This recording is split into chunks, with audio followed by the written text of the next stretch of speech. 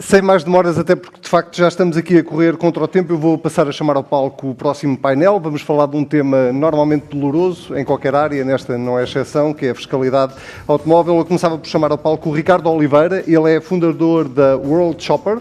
Uma salva de palmas. Olá, Ricardo, bem-vindo. Primeira cadeira, por favor. Chamava o Hélder Pedro, secretário-geral da ACAP, Associação dos Automóveis de Portugal. Por onde quiser. Bem-vindo. Obrigado. Podemos seguir a ordem. O Tiago Ed Guerreiro, fiscalista, comentador televisivo, enfim, mas a sua atividade principal é fiscalista e merece uma salva de palmas também.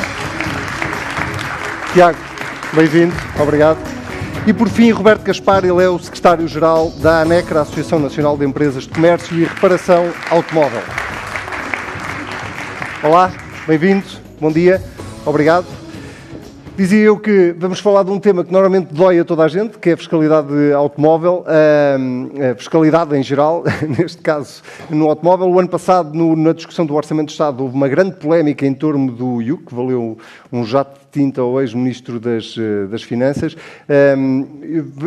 mas na verdade esse imposto, e vou começar de lá para cá, que se calhar é mais simples, na verdade esse imposto tinha na sua gênese, ou o aumento desse imposto, assim é que é, tinha na sua gênese exatamente o pressuposto de combater exatamente, ou de penalizar mais os carros que emitem mais emissões. Começava por si, Roberto Gaspar, para lhe perguntar uma coisa, antes de irmos imposto a imposto, eu gostava de falar do IUC, do ISV, enfim, quero falar também das consequências que esta política europeia para os carros que venham da China podem ter, também já agora no bolso de quem vai comprar carros a seguir, mas se calhar começávamos macro e acabávamos micro.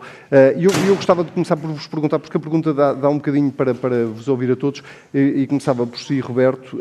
Como é que Portugal compara relativamente ao resto da Europa, é na Europa que estamos inseridos, do ponto de vista de fiscalidade automóvel? Muito obrigado pelo convite.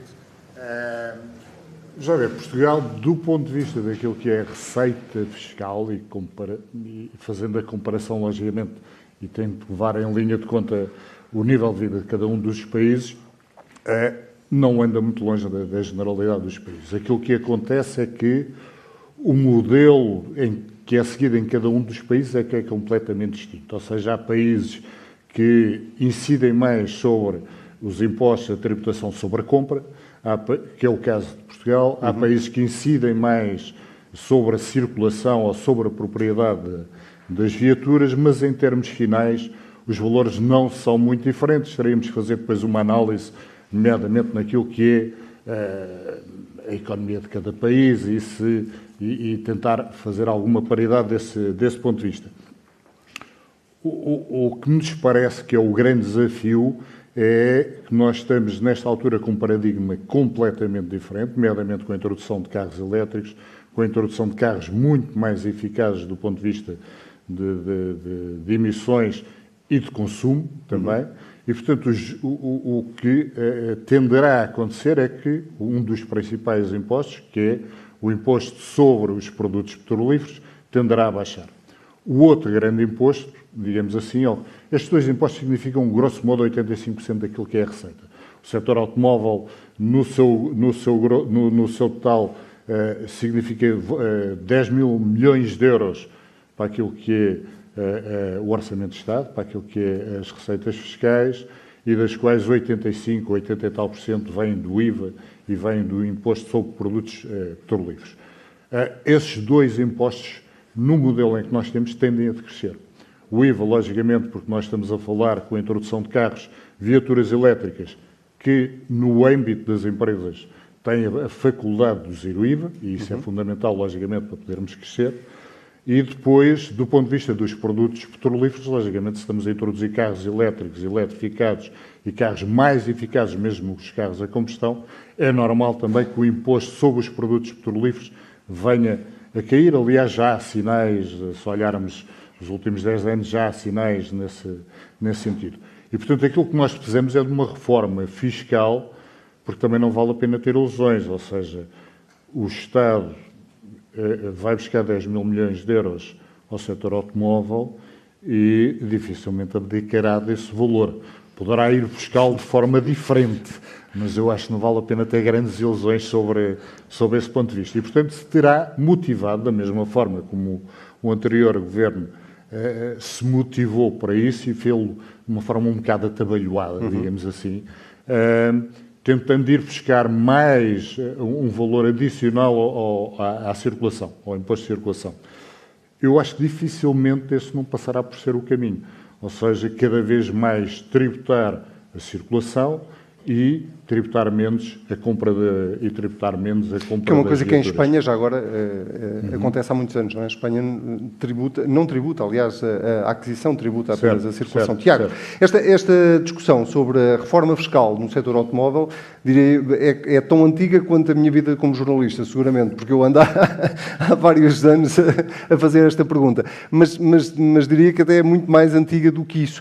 O que lhe pergunto é, estas alterações todas que o setor mundialmente está a sofrer, são ou não são o incentivo de que o Estado português precisa para finalmente fazer essa reforma desta vez? O Estado português precisa de fazer essa reforma. A pergunta agora era para o Tiago, mas eu já o ouço, desculpa lá. Bom, uma das coisas, eu vi aqui algum entusiasmo com impostos. Eu, como sabem, sou um liberal e defendo baixos impostos. Por isso, acho que em Portugal há demasiados impostos e se nós formos ver os impostos com base no esforço fiscal, isto é, o rendimento disponível que nós temos após pagar impostos, somos dos mais elevados do mundo.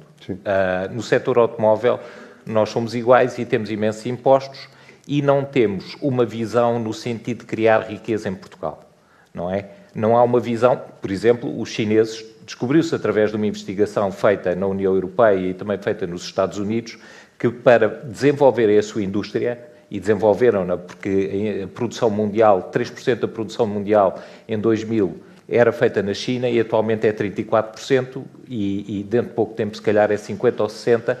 Eles subsidiaram a produção e a indústria em cerca de 250 mil milhões de dólares, diretamente, sem pôr também estadualmente e a nível das cidades. Isto é, nós não temos uma perspectiva de tentar reduzir os impostos através do crescimento económico, do crescimento e desenvolvimento das indústrias, da criação de valor. Temos sempre uma visão estática. Com o natural crescimento do PIB e, portanto, com esse crescimento do PIB compensa-se de alguma forma essa queda de receita. Desculpem a expressão grosseira que eu vou usar, mas o que nós temos é políticos que querem sacar o máximo possível às empresas e às pessoas e que não têm uma visão de conjunto. Temos um problema também na União Europeia, que temos uma data de políticos e burocratas incompetentes que tomam decisões e criam regras sem ver o impacto económico das mesmas. Aliás, houve uma publicação no Financial Times que analisou o corpo de pessoas que trabalhavam na União Europeia e então 98% ou 99% são burocratas que não têm qualquer ligação à parte económica das operações e havia uma pequena equipa de pessoas que ia analisar, que é claramente insuficiente, o impacto dessas decisões burocráticas no processo de criação de riqueza e de produção.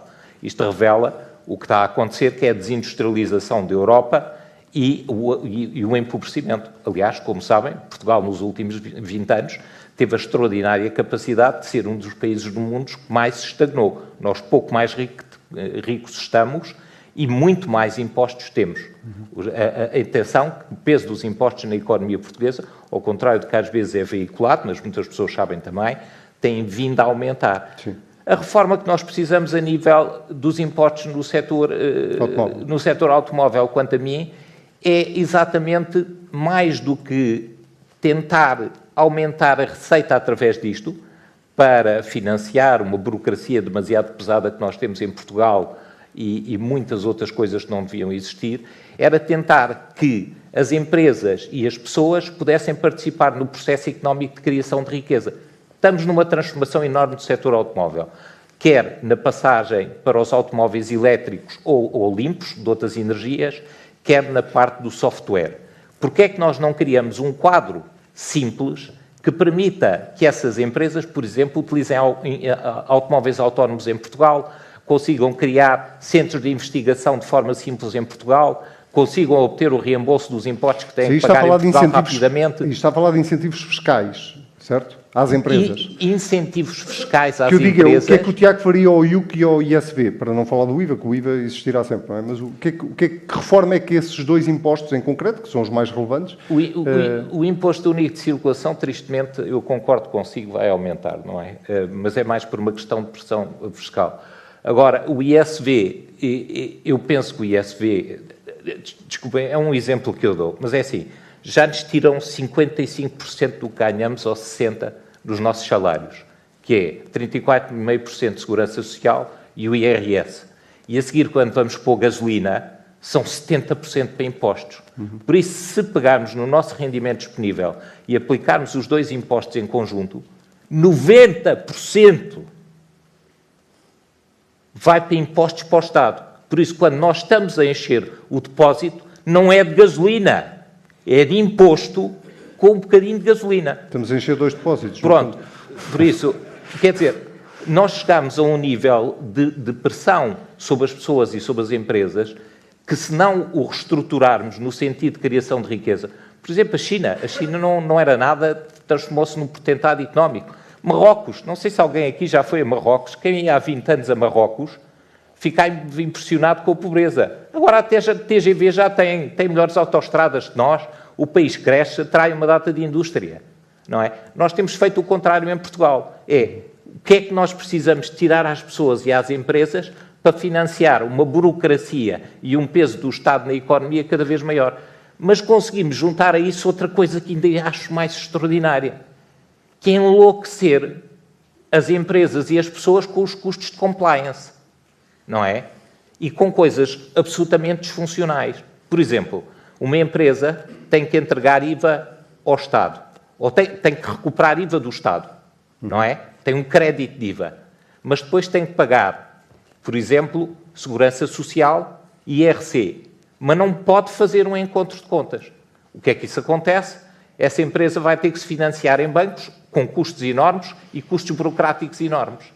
Por isso, nós temos aqui imensas disfuncionalidades nestas áreas que poderiam ser simplificadas. Por exemplo, para as exportações. O reembolso do IVA para conseguir uma melhor eficácia nas exportações é uma coisa fundamental. E isso não é feito porque não querem. No fundo era um simplex fiscal. Deixa-me ir aqui ao Hélder, Pedro, porque também já defendeu várias vezes e há muitos anos uma reforma da fiscalidade automóvel, nomeadamente naquilo que parece-me a mim que tenha a ver com, por um lado, penalizar mais os carros mais poluentes e, por outro lado, penalizar menos os carros menos poluentes. Essa reforma passaria só por aí ou é preciso, de facto, ir mais longe e criar aqui outros mecanismos de simplificação fiscal? Bom dia, muito obrigado pelo convite. Antes de mais, é com todo o gosto que aqui estamos a participar neste debate num tema tão interessante para o nosso setor e importante, fundamentalmente, como o da fiscalidade automóvel. Só muito rapidamente, de facto, em termos fiscais, Portugal está no fim da tabela, digamos, da OCDE no respeito ao índice de competitividade fiscal do país. Isto no nosso setor é muito reproduzido pelo facto de nós termos nos orçamentos de Estado anualmente, nos últimos anos, uma tradição de mini-reformas fiscais anualmente. Isto, portanto, retira perspectiva às empresas de futuro, de investimento, porque nunca sabemos se no dia 15 de outubro ou 13 de outubro aparece qualquer medida, isso aconteceu muito no passado, infelizmente, em que agrava o imposto de uma categoria ou desagrava de outra. Geralmente nunca desagrava, agrava sempre de algumas categorias. Costumamos dizer que o Estado é o diretor de marketing do setor automóvel, porque estamos em outubro, as encomendas são a 6 meses, vem em janeiro, mas em janeiro vai mudar tudo outra vez na fiscalidade. Isto foi o panorama ao longo de 30 anos, com os vários governos, com os vários partidos que estiveram no governo, mas situando o setor automóvel em Portugal e em termos europeus não há uma harmonização dos impostos sobre o automóvel. Infelizmente, é dos únicos impostos que não está harmonizado a nível europeu. Houve há uns anos uma tentativa de harmonização, mas houve o veto na altura do Reino Unido e não avançou essa harmonização. E significa, como o Roberto também referiu, que nos 27 países há sistemas fiscais completamente dispares.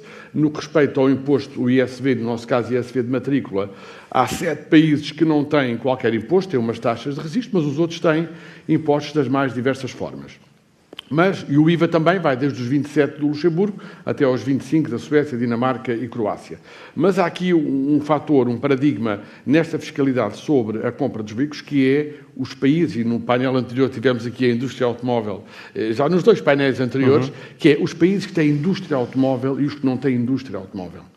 E, tradicionalmente, se virmos esse quadro, os que têm indústria automóvel no país têm uma tributação sobre a compra do automóvel mais baixa, e os que não têm indústria automóvel têm uma tributação mais alta. O país tem a taxa mais elevada, como é sabido, é a Dinamarca, há muitos anos assim. Portugal é o único que encerra aqui uma contradição, que é um país onde a indústria automóvel, tivemos hoje aqui o Thomas da Auto Europa, é o principal exportador do país, e estamos no pelotão dos países que têm, tradicionalmente, isto há 30 anos, tributado bastante o veículo automóvel, com estes 18% que temos aqui na União Europeia, e são 392 bilhões de euros de receitas fiscais dos automóveis que os governos dos 27 têm na União Europeia. É o setor que mais contribui em termos de receitas fiscais para os orçamentos, com cerca de 15% em média. Em Portugal estamos neste momento com 18%. Portanto, há aqui um excesso, digamos, de penalização sobre o automóvel. O que é que defendemos e o que é que está aqui em causa?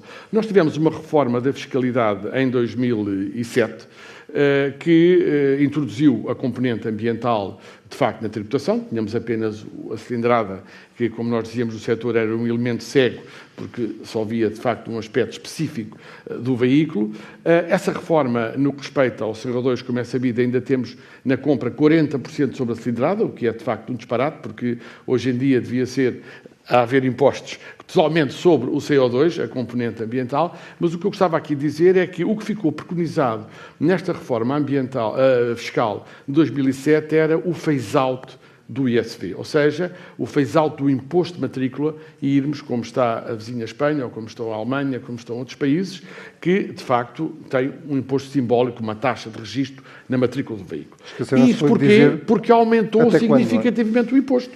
Nós vemos que, por exemplo, o Estado Central, o Governo, não tinha, em 2007, qualquer receita do então IMV, e o ano passado teve 490 milhões de euros. Portanto, dão muito jeito ao Governo, como o Dr. Tiago disse. De facto, os governos vão locupletar-se com estes impostos que nós todos pagamos, mas o Estado, no que respeita ao automóvel, tinha o IA e agora tem o ISV. Mas do IUC não havia anteriormente, e neste momento o IUC são mais de 830 milhões de euros, o que de facto é uma receita, Estado-autarquias, mas é tudo administração do Estado, digamos assim, que não existia. E isso permitiria, e na nossa opinião, que tivesse já existido este phase-out do imposto sobre a matrícula. Não faz. E acha que este governo já tiveram, enquanto associação, reunidos com este governo? Sobre essa matéria não, mas no programa de governo nada consta e, francamente, para dizer, a expectativa não é elevada. Portanto, enfim, é o que posso dizer. Para ficar claro, se eu percebi bem, vocês defendem o fim do ISV? Sim, achamos que... E que o IUC seja em função neste momento das emissões. Aumentou, porque isto é a reforma que tivemos já em 2007, não é? Porque isso ficou preconizado, e há documentos que falam sobre isso. Faltou uma data, exatamente, para o phase-out, porque realmente temos aumentado significativamente, e não há perspectiva que deixa, como disse o Roberto, e até houve uma tentativa de aumentar, enfim, ali atabalhoadamente, realmente no final do ano passado, para ir buscar mais 89 milhões, já dava um jeito no outro lado, mas o que nós achamos é que Portugal, primeiro, é um país que tem indústria, que deveríamos estar situados como os países que, de facto, têm indústria automóvel e como tributam a compra de veículos, que devíamos ter tido aqui gradualmente o fim do ISV. Porque este é um aspecto que a carga fiscal, como digo, no ponto em que está, porque depois temos as tributações autónomas. Se entrarmos por outras áreas, nós temos a tributação autónoma, que é um imposto elevadíssimo, é também cego porque dá ali um limite de valor que está desatualizado, ou seja, os valores que estão neste momento a definir os escalões da tributação autónoma foram definidos há 10 anos atrás e sabemos o que evoluiu, e até com a pandemia, o preço dos carros nestes últimos anos, e os valores estão ali com mais €1 em vez de 27, paga 30, em vez de paga 37. A ACAP defende uma descida da tributação autónoma de 20%, não é? A tributação autónoma, sim, nós temos também a própria Confederação do Comércio tem, e, portanto, o atual Governo, por acaso, nesse aspecto, já disse que ia adotar essa proposta. Vamos ver, enfim, nesta conjugação de propostas dos vários partidos da oposição, mas essa, pelo menos, o atual Primeiro-Ministro já disse que ia buscar essa proposta. Deixa-me ouvir aqui o Ricardo Oliveira, tentando fazer aqui uma síntese disto tudo que já ouvimos aqui, mas falando também um bocadinho de um tema que já foi aqui abordado várias vezes esta manhã e que tem a ver com este bicho-papão que se chama China e que de repente estamos todos a olhar para os carros chineses e diria eu, se calhar com mixed feelings, não é? Entre a ideia de poder ter carros elétricos mais baratos ou a ideia de estarmos a arrebentar com uma indústria automóvel na União Europeia. E há uma proposta da Comissão Europeia para taxar fortemente estes carros. O que eu pergunto não vai ser o consumidor final depois a pagar essa taxação? Provavelmente sim. Olha, obrigado CNN Portugal, obrigado Stand Virtual pelo convite. A questão dos automóveis elétricos é que nós estamos no olho do furacão de um fenómeno que é a paridade de preços. Nós temos os automóveis elétricos a aproximarem-se gradualmente do preço dos automóveis a combustão. E mais, temos um público novo a aceder aos automóveis elétricos e esse público é o cliente de volume, o cliente de grandes volumes. Ora, esse cliente de massa, não é? De grande volume, o que ele quer é automóveis bons e baratos. E o problema é que os automóveis bons e baratos elétricos, neste momento, estão a ser produzidos pela China. Concordo com muito daquilo que foi dito aqui e da forma como o Estado chinês ajudou a indústria. Não digo se é bom ou se é justo ou não, mas o que me parece é que a Europa, e não é só Portugal, a Europa tem um claro problema de atraso neste domínio dos veículos elétricos.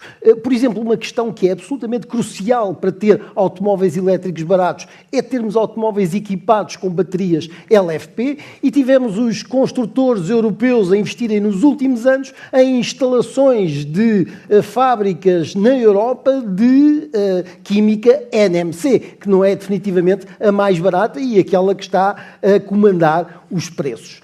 Portanto, a questão das tarifas... Mas desculpe, há um problema na União Europeia de falta de incentivos. Os incentivos são incorretos? Estão mal direcionados? A indústria não se está a adaptar? Ou é as duas coisas? Bem, os incentivos é outra coisa. Os incentivos em relação, por exemplo, à compra dos... Não, os incentivos à indústria. Ok. Ao investimento. Exatamente. Porque estava a dar o exemplo de como, aparentemente, a indústria foi no sentido contrário, não é?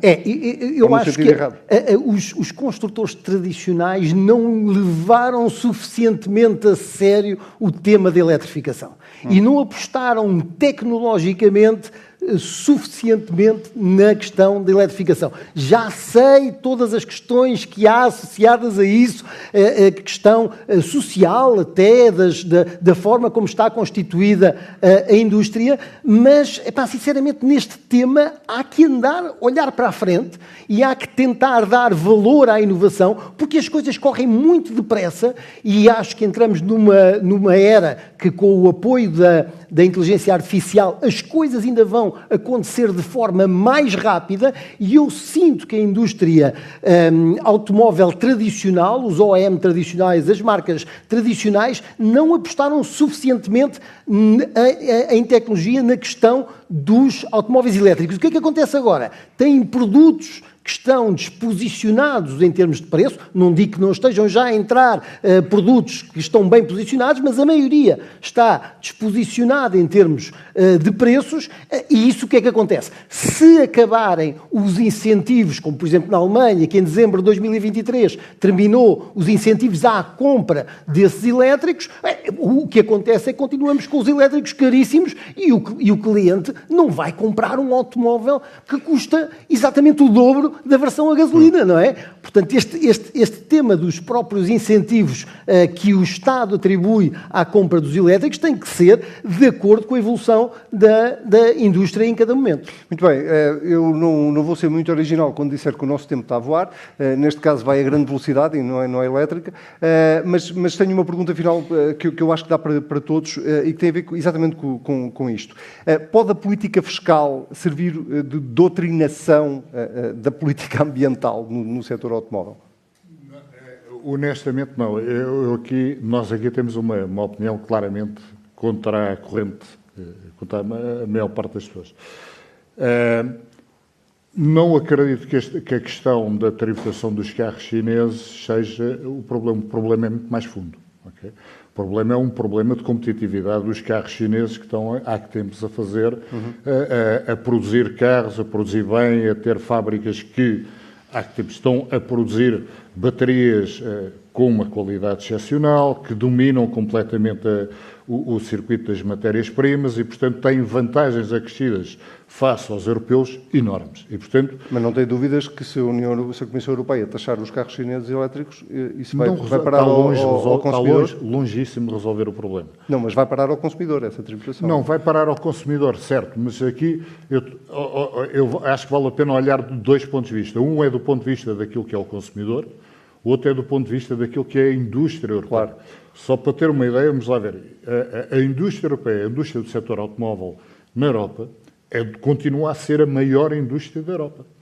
A indústria do setor automóvel europeia significa todos os anos, grosso modo, 100 mil milhões de euros de superávit na balança comercial. Significa 7% de empregos altamente qualificados. Significa que é a área que investe mais em desenvolvimento e inovação muito acima das próprias áreas das TIs e da saúde. Roberto, isso está claro.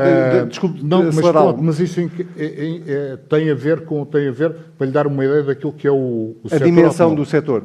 Mas só para ir aqui ao ponto do IUC, porque especificamente é um imposto, enfim, vou-lhe chamar emblemático, mas não me ocorre uma palavra melhor. No caso do IUC, de facto, este imposto pode ser, quando eu falava em doutrinação ambiental, o IUC pode servir aqui de desincentivo à compra do carro a combustão e aposta num carro elétrico, ou não defende esse tipo de política? Não acredito que isso aconteça, a não ser que... Agravando mais o IUC para carros a combustão...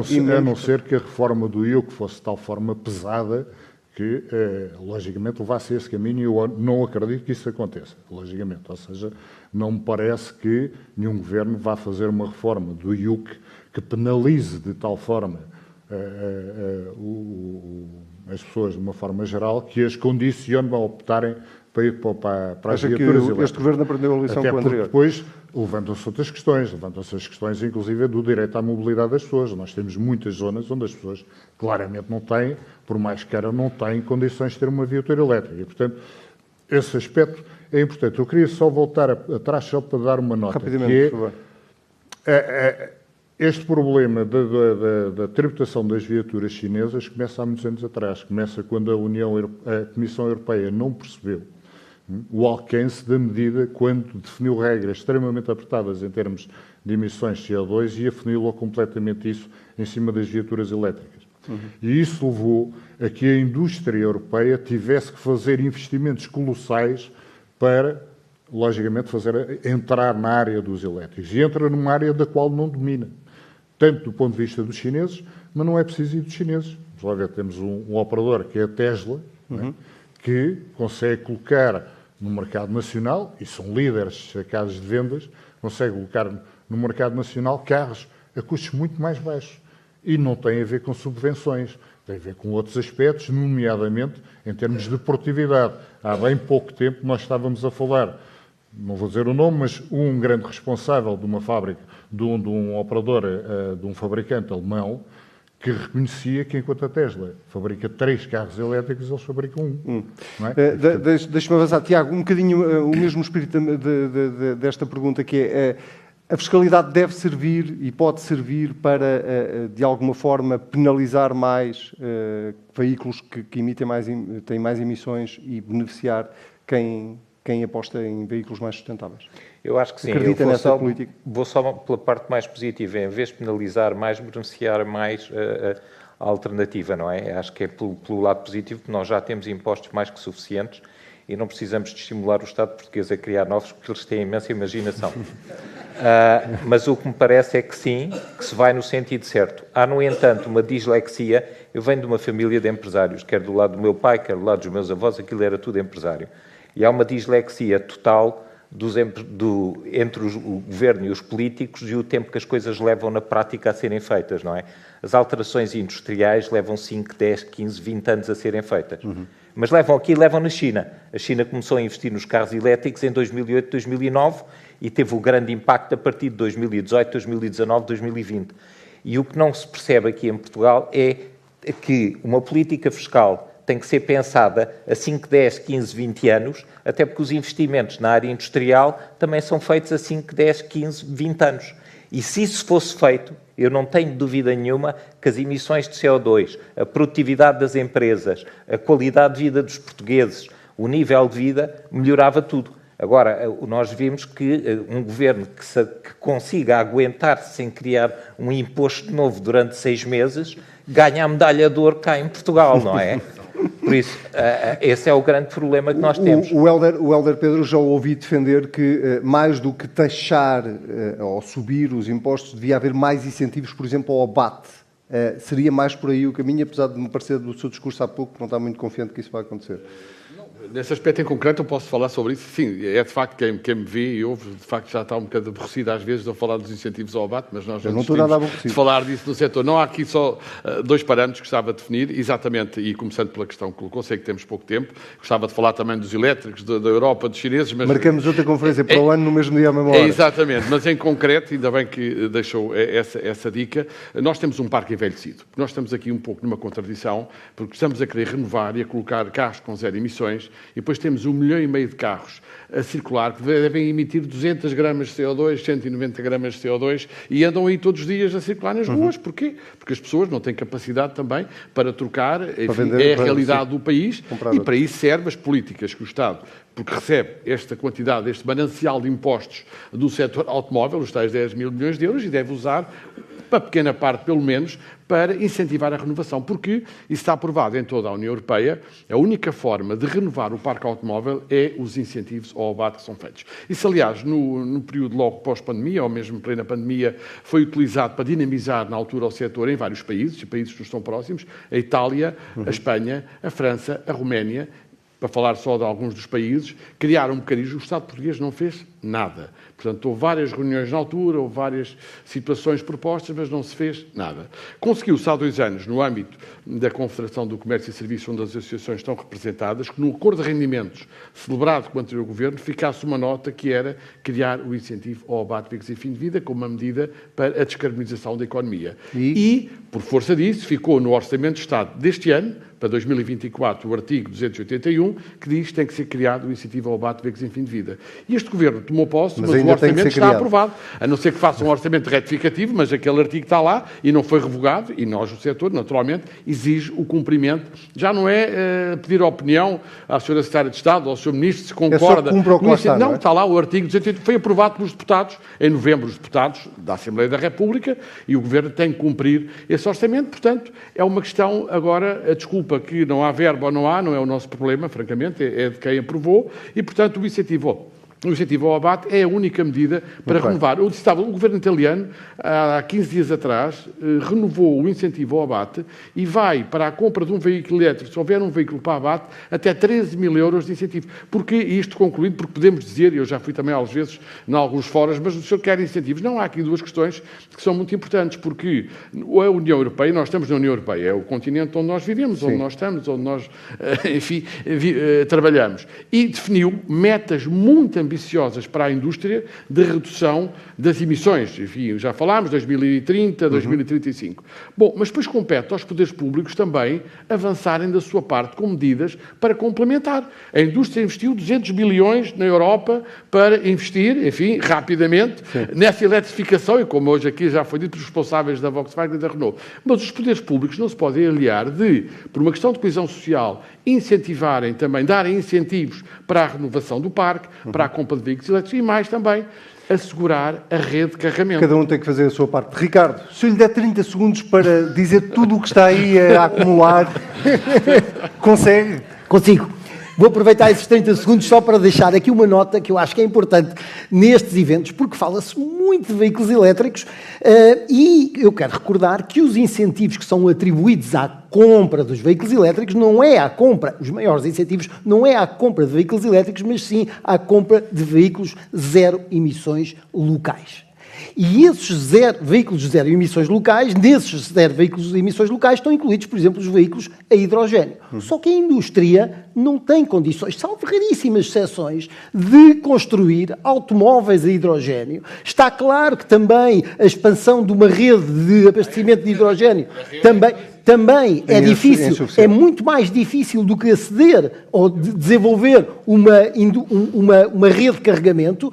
Por isso, a questão dos elétricos não é uma questão de afunilamento, não é uma questão de afunilamento dos elétricos, é porque na prática é muito mais fácil produzir elétricos e muito mais viável a eletrificação do parque para atingirmos as zero emissões do que outras alternativas como o hidrogénio. Aproveitei os 30 segundos. Não, aproveitou. Foram 30 segundos muito bem contados. Ricardo, muito obrigado. Hélder, muito obrigado. Tiago, muito obrigado. E Roberto, muito obrigado pela disponibilidade para estarem aqui hoje. Obrigado.